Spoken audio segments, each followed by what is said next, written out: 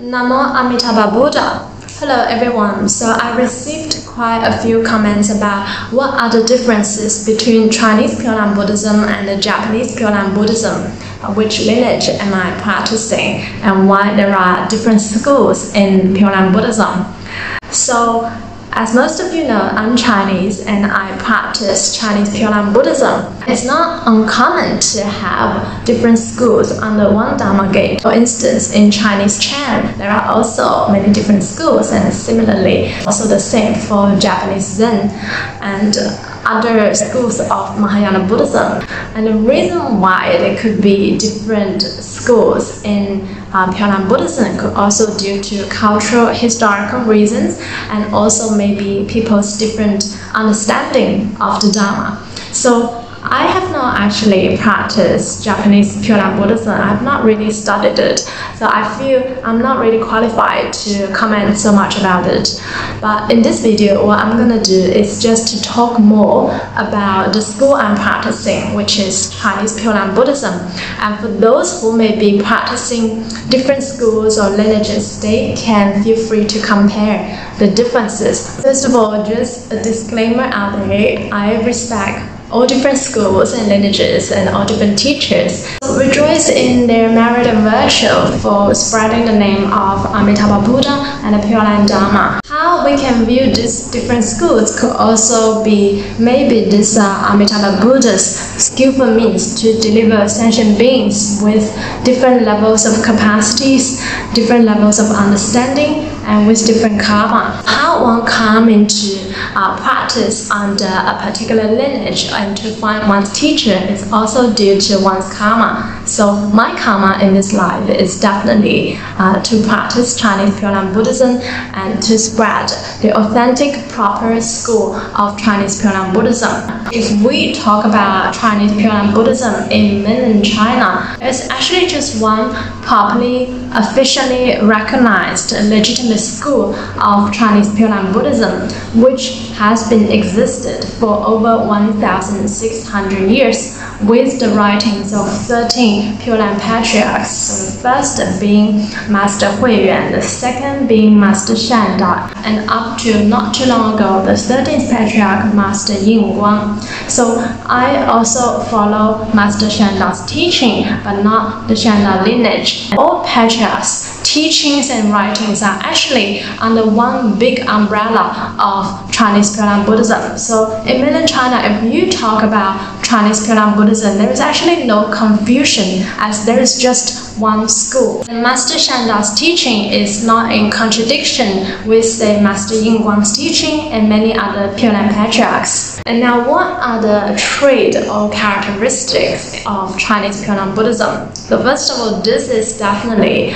the most complete and comprehensive system because it has been existed for so long, and we really have a lot of writings contributed by different Pure Land Dharma masters and the patriarchs, with a lot of rich resources to fully explain this Pure Land Dharma. Unfortunately, a lot of the writings have not really been translated into English properly, particularly from Chinese Pure Land Buddhism. So this may be quite difficult for Westerners to study the proper Chinese Pure Land Buddhism. And we definitely hope to remedy this in the near future. This Pure Land Dharma can be as simple as one wants to be, and it can also be as profound and deep as one wants. And all of this can be found under the big umbrella of Chinese Pure Land Buddhism.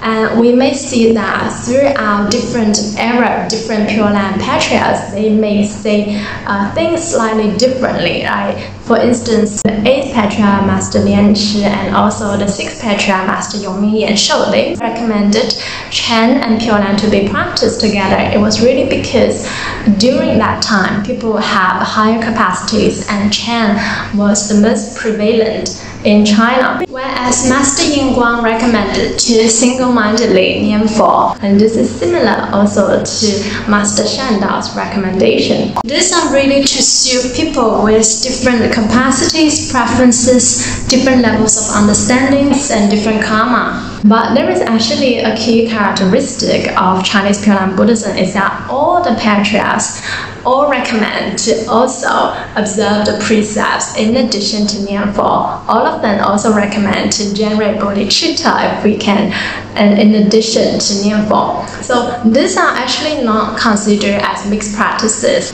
but rather practices that can help us to obtain a higher grade of rebirth.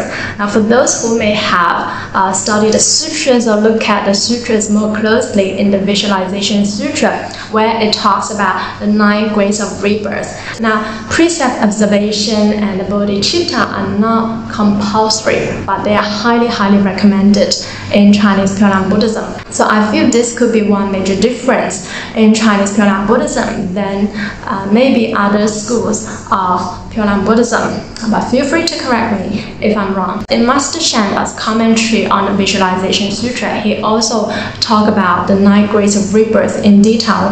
And when I share about the 9 grades of rebirth, I also shared in accordance to Master Shandao's teaching. So if you ask me, I feel Chinese Pure Land Buddhism definitely provides the most complete and comprehensive, the full image of the Pure Land Dharma. So it's not only just focusing on the 18th vow. Of course, the 18th vow is very important, like the fundamental vow, where Amitabha Buddha promised to receive us. But other vows are also important. Also, 9 grades of rebirth are important. Also, the 3 blessings of pure acts in the Visualization Sutra are also important. I feel it really offers the most complete and comprehensive teaching in the Pure Land Dharma for people who want to develop a deeper understanding of the Pure Land Dharma. Now, you can feel free to choose whatever schools that you may find resonant with and the teacher that you want to follow with.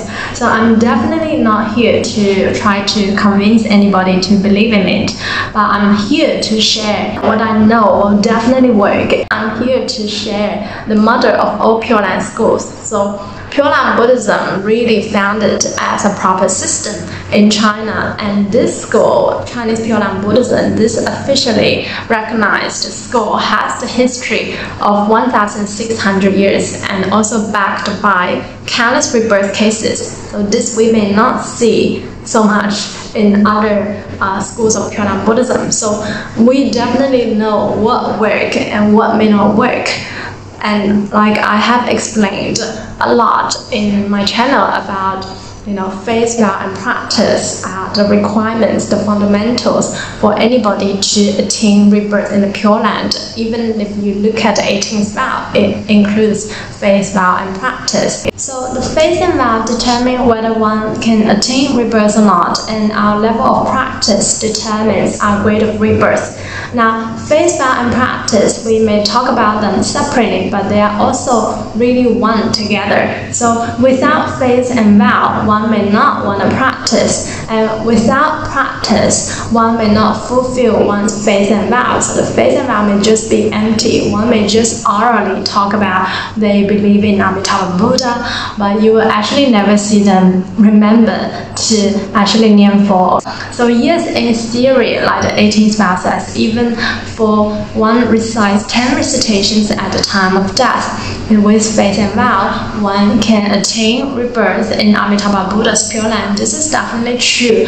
But in reality, if one does not actually practice Nianfo also in one's everyday life, it may be difficult for one to cultivate the habit and also to deepen their faith and vow, for one to actually remember to recite the name of Amitabha Buddha at the time of death. So when we talk about attaining rebirth in the Pure Land, the practice refers to now as much as possible and also at time of exit. And in Chinese Pure Land Buddhism, there are 5 main Pure Land Sutras. So in addition to the 3 main Pure Land Sutras that everybody is familiar with, there is also the practices and vows of Bodhisattva Samatobhadra and also the Mahasamaprapta Bodhisattva's perfect and complete realization of Nianfo Samadhi. So an extract from the Suragama Sutra, which was also later added by the 13th Patriarch of Master Yin Wang. And of course, the rebirth treatise by Bodhisattva Vasubandhu. So in this channel, I hope to offer